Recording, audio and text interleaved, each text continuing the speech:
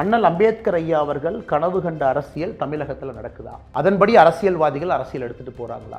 இன்னைக்கு தமிழக அரசு எடுத்துக்கோங்க.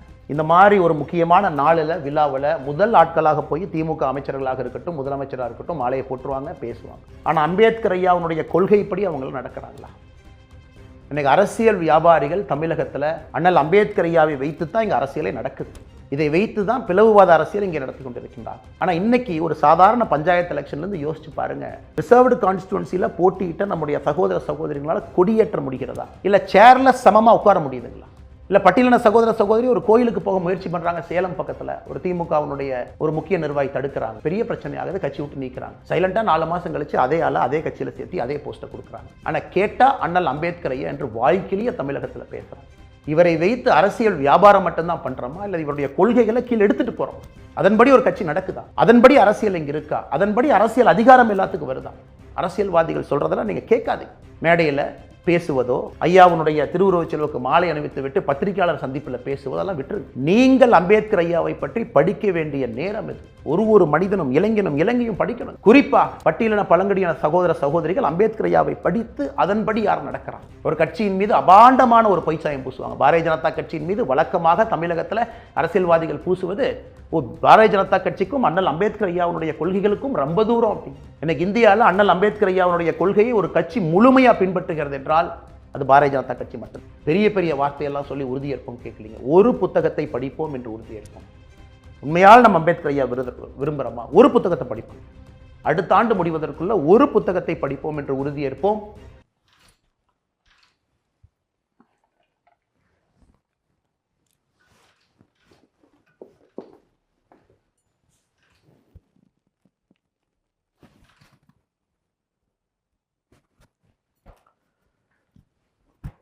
அன்பு தமிழ் சொந்தங்கள் எல்லோருக்கும் என்னுடைய காலை வணக்கத்தை தெரிவித்துக் கொள்கின்றேன். ஒரு மாபெரும் மனிதர், புரட்சியாளர், பாரத் ரத்னா அண்ணல் டாக்டர் அம்பேத்கர் அவர்களுடைய 68வது நினைவு நாள் என்று இந்தியா முழுவதும் என் தமிழகத்தில் பெரிய அளவில் நாம் கொண்டாடி கொண்டிருக்கின்றோம். இந்த மாமனிதர் மறைந்தது 1956. ஒரு அற்புதமான அரசியலமைப்பு சட்டத்தை நம்ம கொடுத்துட்டு மறைஞ்சிருக்கிறாங்க. நம்முடைய அரசியலமைப்பு சட்டத்தினுடைய ஆணி வேறே சுதந்திரம், சமத்துவம், சகோதரத்துவம். இந்த 3 சேர்த்து நமக்காக கொடுக்கப்பட்ட ஒரு சட்டம். அதன்படி தான் நாம் வாழ்ந்து கொண்டிருக்கின்றோம். அந்த அரசியலமைப்பு சட்டம் இருக்கிற ஒரே காரணத்தினால தான் ஒரு கிராமத்தில் பிறந்து ஒரு விவசாய குடும்பத்தில் இருக்கக்கூடிய அந்த அண்ணாமலை என்கின்ற மனிதனும் கூட இன்னைக்கு ஐயாவுக்கு இந்த மாலையை அர்ப்பணித்து விட்டு பக்கத்தில் நின்று பேசிக்கிட்டு இருக்கிறேன். ஐயா, நான் அரசியலுக்கு இன்று ஒரு 4 ஆண்டுகள் ஆகுது. பல விஷயங்களை பார்த்துருக்கேன், கேள்விப்பட்டிருக்கேன். மக்கள் பேசுறதை உற்று கவனிக்கிறேன். தொடர்ந்து நான் எனக்கு கேட்கக்கூடிய கேள்விகள், அண்ணல் அம்பேத்கர் ஐயா அவர்கள் கனவு கண்ட அரசியல் தமிழகத்தில் நடக்குதா? அதன்படி அரசியல்வாதிகள் அரசியல் எடுத்துட்டு போறாங்களா? இல்லை அதன்படி தான் மக்களுக்கு நல்ல விஷயத்தை நாம் சொல்லி கொடுத்து மக்களுடைய எதிர்பார்ப்புகளுக்கு தகுந்தாற் போல் இங்கே அரசியல் நடக்குதா? அதை இன்னைக்கு உங்கள்கிட்ட பேசணும் அப்படிங்கிறது என்னுடைய ஆசை. இன்னைக்கு பேசணும். இன்னைக்கு இல்லைன்னா எப்போ பேசுவாங்க?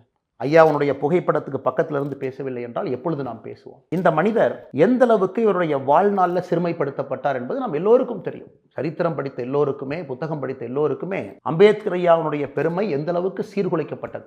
குறிப்பாக அவருடைய தகுதியெல்லாம் அவ்வளவு தகுதி இருந்தும் கூட அவர் ஒரு சிறிய வட்டத்தில் அடைச்சி வச்சிருந்தாங்க. நேரு ஐயாவுடைய கேபினட்டிலிருந்து அவர் ரெசிக்னேஷன் கொடுத்துட்டு எனக்கு எந்த பதவியும் வேண்டான்னு வெளியே வரும்பொழுது ஒரு கடிதம் எழுதினார். ஏன்னா வெளியே வந்த அப்படின்னு. அதை படிக்கக்கூடிய எல்லோருக்குமே தெரியும். இப்படிப்பட்ட ஒரு மனிதர், ஒரு மேதை, எப்படி ஒரு குடும்பத்தில் பிறந்து தடைகளை எல்லாம் உடைத்து ஒரு பெரிய மனிதராக வந்த ஒரு மனிதருக்கு எவ்வளவு பெரிய சிறுமை அங்கே கிடைத்ததெல்லாம் நம்ம பார்க்கணும். ஏன் 56ல் மறைந்த பிறகு 36 வருஷம் அந்த மனிதருக்கு பாரத் ரத்னா விருது கொடுக்கலீங்க. அந்த இடைப்பட்ட காலத்தில் 2 பிரதமர்கள் அவர்களே பாரத் ரத்னாவை கொடுத்துக்கிட்டாங்க. 2 பிரதமர்கள் அவங்களுக்கு பாரத் ரத்னா கொடுத்துக்கிட்டாங்க. 1990ல் பெரிய ஒரு சண்டை போட்டு அடல் பிஹாரி வாஜ்பேயி ஐயா, அத்வானி ஐயா அவர்கள்லாம் நம்முடைய கூட்டணி ஆட்சி அப்போ இருந்த பொழுது 1990ல் இந்தியாவுடைய உயரிய விருது பாரத் ரத்னா கிடைச்சிருக்கு.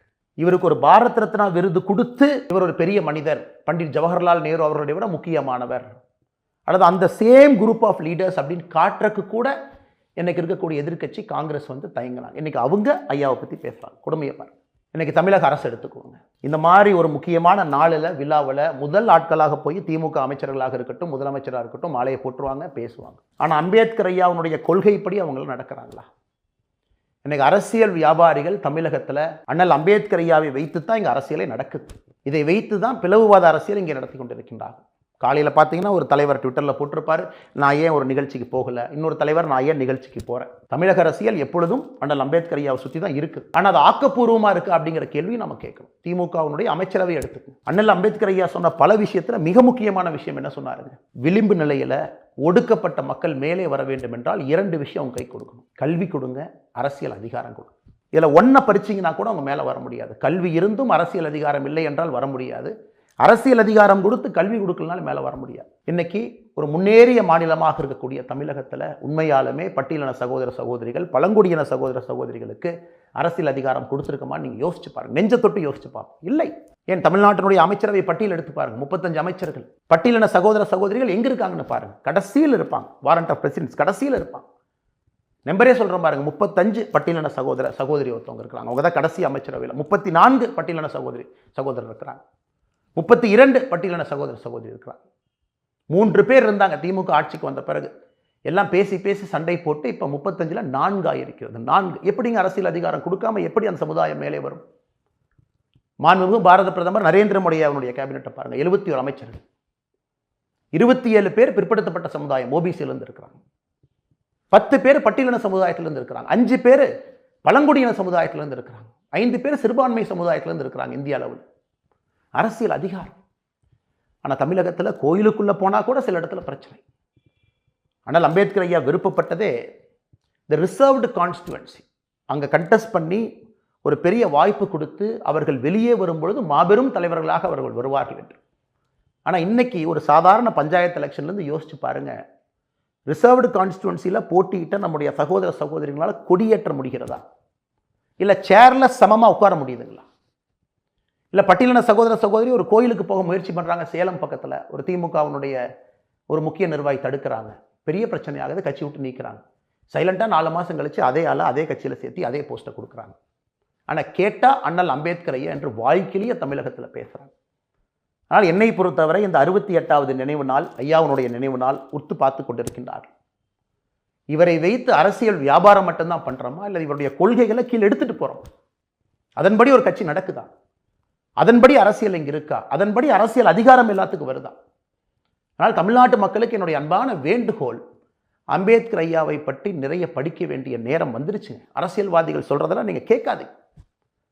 மேடையில் பேசுவதோ, ஐயாவுடைய திருவுருவச் செல்வுக்கு மாலை அணிவித்து விட்டு பத்திரிகையாளர் சந்திப்பில் பேசுவதெல்லாம் விட்டுருங்க. நீங்கள் அம்பேத்கர் ஐயாவை பற்றி படிக்க வேண்டிய நேரம் இது. ஒரு மனிதனும் இளைஞனும் படிக்கணும். குறிப்பாக பட்டியலின பழங்குடியின சகோதர சகோதரிகள் அம்பேத்கர் ஐயாவை படித்து அதன்படி யார் நடக்கிறாங்க? ஒரு கட்சியின் மீது அபாண்டமான ஒரு பொய்ச்சாயம் பூசுவாங்க. பாரதிய ஜனதா கட்சியின் மீது வழக்கமாக தமிழகத்தில் அரசியல்வாதிகள் பூசுவது பாரதிய ஜனதா கட்சிக்கும் அண்ணல் அம்பேத்கர் ஐயாவுடைய கொள்கைகளுக்கும் ரொம்ப தூரம் அப்படின்னு. இன்னைக்கு இந்தியாவில் அண்ணல் அம்பேத்கர் ஐயாவுடைய கொள்கையை ஒரு கட்சி முழுமையாக பின்பற்றுகிறது என்றால் அது பாரதிய ஜனதா கட்சி மட்டும்தான். அந்த கட்சியில் நான் ஒரு தொண்டனாக இருப்பதில்லை என்பதில் பெருமை அடைகின்றேன். அதையெல்லாம் தாண்டி அரசியலுக்கு நான் சார்ந்திருக்கக்கூடிய அரசியல் கட்சி ஐயாவுடைய கொள்கையை பின்பற்றுகிறது என்பது உள்ளபடியே ஒரு பெரிய மகிழ்ச்சி மட்டுமில்லைங்க. நாம் போகின்ற பாதையும் சரிதான். அதனால் இந்த ஆண்டு உங்களுக்கு நான் வைக்கக்கூடிய வேண்டுகோள், நீங்கள் படிக்க. அரசியல்வாதிகள் சொல்றதை கேட்காதீங்க. அரசியல் தரகர்கள், மேடைகளில் பேசுகிறவங்க, வாய்க்கிலேயே பேசுகிறவங்களை விட்டுட்டு உண்மையாலும் தமிழகத்தில் இன்னைக்கு நம்முடைய பிற்படுத்தப்பட்ட மக்கள், பட்டியலின சகோதர சகோதரிகள் எங்கே இருக்கிறாங்கன்னு பார்க்கணும். இரட்டை டம்ளர் சிஸ்டம் இன்னும் இருக்கா? சுதந்திரம் கிடைத்து எத்தனை நாட்கள் ஆச்சு? பட்டியலின சகோதர சகோதரிகள் மீது எத்தனை வழக்கு நடக்குது? இந்தியாவில் பிசிஆர் சட்டம் எங்கே, கேஸ் அதிகமாக எங்கே இருக்குதுங்க? ப்ரிவென்ஷன் ஆஃப் அட்ராசிட்டிஸ் ஆக்ட் எங்கே அதிகமாக போடுறாங்க? அவர்களுக்கு குறித்த நியாயம் எங்கே கிடைக்குதா? இது எல்லாத்தையும் பார்க்க வேண்டிய நேரம். ஏன் ஒரு பஞ்சாயத்து தலைவராக இருந்து அரசியலமைப்பு சட்டத்தில் ஒரு தேசிய கொடியை ஏற்ற முடியுதா? அதனால் இந்த ஆண்டு உங்களுக்கு நான் வைக்கக்கூடிய கோரிக்கை, அடுத்த ஐயாவுடைய நினைவு நாள் அடுத்த ஆண்டு 69வது ஆண்டு வர்றதுக்கு முன்னாடிங்க ஐயாவுடைய புத்தகத்தை, என்னுடைய அன்பான வேண்டுகோள், அன்பு தம்பி உங்கள்கிட்ட சொல்கிறேன், ஒரு புத்தகத்தை எடுத்து படிங்க. அம்பேத்கர் ஐயாவுடைய ஒரு புத்தகம் என்ன சொல்லியிருக்காருன்னு நம்ம படிப்போம். அதன்படி யார் நடந்துக்கிறாங்க, நம்முடைய வாழ்க்கையில் அதை கொண்டு வருகின்றோமா என்று. ஏன்னா அதை பேச வேண்டிய கட்டாயம். எல்லா ஆண்டும் நானும் மௌனமாக அந்த விழாவுக்கு செல்வேன், ஐயாவுக்கு மரியாதை செல்வேன், மௌனமாக வெளியே வருவேன். ஆனால் எனக்கும் தெரியும் அரசியலில் மாற்றம் கொடுக்க வேண்டும் என்று வந்த மனிதன் நான். அந்த நாட்களும் கடிகாரம் போல் அப்படியே சின்ன சின்னதாக குறைஞ்சிக்கிட்டே வருதுங்க. கண் முன்னால் எனக்கும் தெரிகிறது மாற்றத்திற்கான நாட்கள் பெரிய நாட்கள் இல்லை, சிறிய நாட்கள் தான் இருக்கு.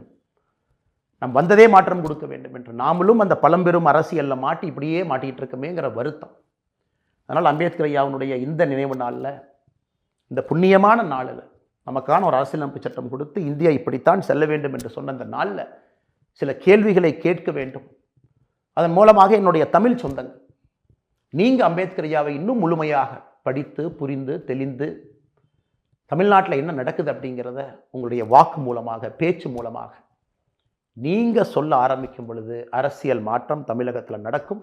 அதற்கு எல்லாம் இந்த நாளில் உறுதியேற்போம். நான் உங்கள்கிட்ட கேட்குறது பெரிய பெரிய வார்த்தையெல்லாம் சொல்லி உறுதியேற்போம் கேட்கலீங்க. ஒரு புத்தகத்தை படிப்போம் என்று உறுதியேற்போம். உண்மையால் நம்ம அம்பேத்கர் ஐயா விரும்புகிறோமா? ஒரு புத்தகத்தை படிப்போம். அடுத்த ஆண்டு முடிவதற்குள்ள ஒரு புத்தகத்தை படிப்போம் என்று உறுதியேற்போம். அண்ணல் அம்பேத்கர் ஐயாவுடைய வழிப்படி நடப்போம். பொறுமையாக இவ்வளோ நேரம் நான் சொன்ன கருத்துக்கள் நீங்கள் கேட்டீங்க. அதற்காக உங்களுக்கு தலை வணங்கி என்னோட நன்றியை தெரிவிச்சுக்கிறேன். மறுபடியும் ஒரு முறை இந்த மாமனிதர், இந்த ஐயாவுடைய வாழ்க்கைப்படி நம்ம நடப்போம். உங்கள் எல்லோருக்கும் நன்றி தெரிவித்து என்னுடைய சிறிய பேச்சை முடித்துக் கொள்கின்றேன். நன்றி, வணக்கம்.